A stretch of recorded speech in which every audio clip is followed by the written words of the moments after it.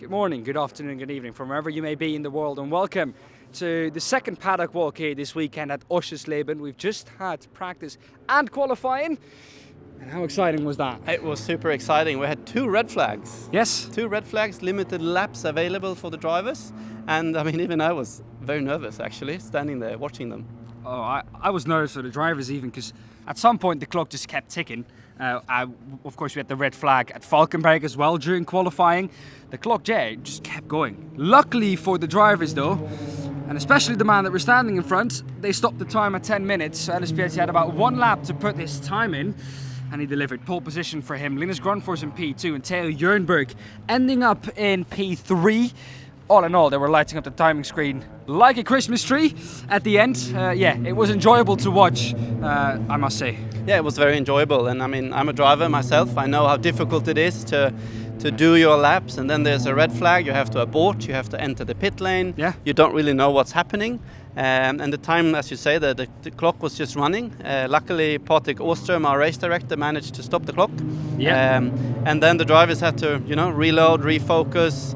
And everyone exited pit lane at the same time. So track space, track position was key, I think. And I mean, obviously Ellis did a good job finding space to do his lap. Some drivers did not. There's also some damage on some cars from qualifying. From qualifying? Yes. I know one man who had some pretty big damage from practice as well. We're going to talk to him later on in this show, Sebastian Kinmark. He was the only one in practice really to hit the barrier. Luckily, the only one. For him, sadly, that meant that he was a little bit on the back foot coming into this qualifying. But all in all, I think he managed did a good job though. P11 in the end, so that's good. And like we said yesterday, I voted for Sun. We have Sun. So we do. Yeah. I'm happy about that. Even though Ellis didn't order it, still got pole position. So the Hanko car seemed quick, obviously, P1. Not bad. Should we see if we can find Kinmark?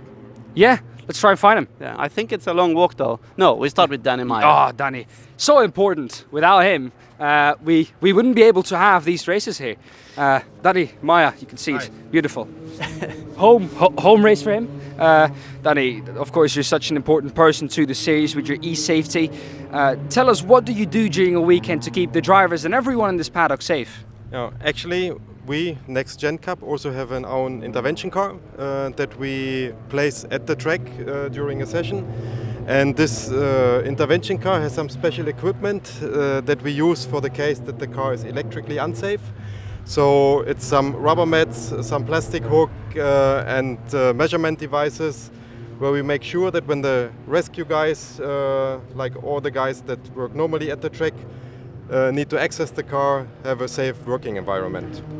So, and Danny, I know Danny since my racing career. Actually, we know each other since, I don't know, 2005. It's almost 20 years. Jesus, I feel really old now saying that. You've been able to put up with him for that long. Exactly. So, and obviously we are driving with high voltage cars, up to 800 volts in the cars. We need to make sure that the drivers are safe, that the mechanics are safe, that all the marshals on the tracks are safe. So me and Danny have actually been at all tracks we are racing at, educating these people that work within the racing for us in e-safety. And Danny is a FIA e-safety delegate, which is the highest position you can have within e-safety. So thank you for joining, Danny. And we have a beautiful suit, first of all. Danny needs love the orange. Thank you for that. Again, I really like it. It's quite visible, I would say. Sometimes he refers himself to the orange walking around. He belongs to the Orange Army now. Yeah, you look good, Danny. Okay, no comment about that. You look good. And we have this beautiful e-safety car. Yeah. It's obviously a Mini. We're borrowing this car from Mini in Sweden. Yeah. So, and it's equipped, as you can see. We have some orange lights on the roof indicating that we are there when we're on track. Yeah. We have the hook to pull someone away from a car. We have the rubber mat that prevents you from getting and a board that electricity on you. Yeah, exactly. Fire extinguisher and so on. So e-safety is important for us. We are working hard to make sure we and the driver and you and me are as safe as possible. Yeah, that we all stay safe. It's important. Yes. Thank you, Danny. Thank Danny. you. Thank you. As always. He said thank you for mentioning Orange and Netherlands. I know he doesn't like having the suit. Yeah, I mean, it looks good on him, He though. needs to be visible. We need to find him if there is an issue, and that's why he is visible. Yeah. Important to know as well. Yeah. Is, of course. So funny. we are walking towards Sebastian Kinmark's Byggström car, beautifully red car. Yes. He actually has some on the right door. You can see some. Oh yeah. Some damage actually. Some tire marks. I know another car with tire marks. Maybe we know. 1 + 1 is hit 2, or who. So here he is. He is. Come in. Welcome, Sebastian. Well, we can see the damage visibly on your door. Yeah. Can you tell us some more about what happened? I got overtook out of the second corner on like the first lap or something, I think. And yeah, I just didn't see that. And this was someone was there. qualifying, or now Yeah. during qualifying? Yeah. Okay, yeah. It was like just a small touch, and yeah. It's touring car racing. We should have small touches, but you had a Exactly. little bigger touch this morning. Yeah. We need to walk to the other side of the car. It is not to be rude to you, Sebastian, or anything, but this is part of it. So It happens. tell us what happened at practice this morning. I did a mistake in turn 10, I think, and I lost control of the car.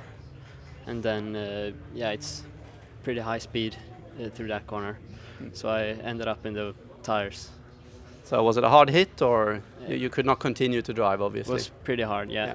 Yeah. From what I gathered from the mechanics as well, I think the wishbone broke. So that was one of Yeah. the reasons, I But think. basically that was it. So nothing Yeah. major, some No. cosmetic damage, nothing we can't fix, and obviously this is part of it. You have to test the limits, test the Yeah. boundaries. You have Of to course. learn from what's happening, and from NXT Gen Cup we are prepared for this. We have a lot of spare parts and good mechanics, so Yes. nothing for you to worry about. We just keep pushing for the next session. And you did P11 at qualifying. Are you happy? Yeah, pretty happy. It's my better than last race, so it's personal best. But I was a bit unlucky with the red flag. I only got fewer laps than some of the other drivers. Is it difficult to reload going out again after a red flag? No, I don't think so. It's just to warm up the tires and push You've been again. doing a lot of go-karting, Yeah. so you're used to It's switching on and off. Yeah, cool. And so race 1, obviously starting from P11, is the focus to climb up to P8 to get pole position for race 2? well, yeah. P8s will be the goal, I would say. Good, cool. Thank you for that. Good luck. Thank you. Have a nice evening in the VIP tent. We should go in there, I think. Yeah, we should. 'Cause we know We that should. there's candy available in there. Oh, and we like some candy. I think we covered it at Falkenberg as well. We have some beautiful candy. If you do have your VIP tickets here, yeah, come into the VIP tent to go to the candy bar. Let's just Always ask nice. Jonas quickly. He never wants to be interviewed, but come, let's ask him. Come. So Sebastian Kinmark had an accident, a small one in FP1. Okay. Was it a lot of damage? Was it a lot of work for you mechanics? No, not too bad. It was a hood, fender, wheel, a little bit like that. Mm. Not too bad. That's racing. Yeah. So Jonas is a That's very supposed to be like that. Jonas is a very experienced race mechanic. So for him, this is just Nothing. nothing. Okay, Yeah. good. There Thank go. you.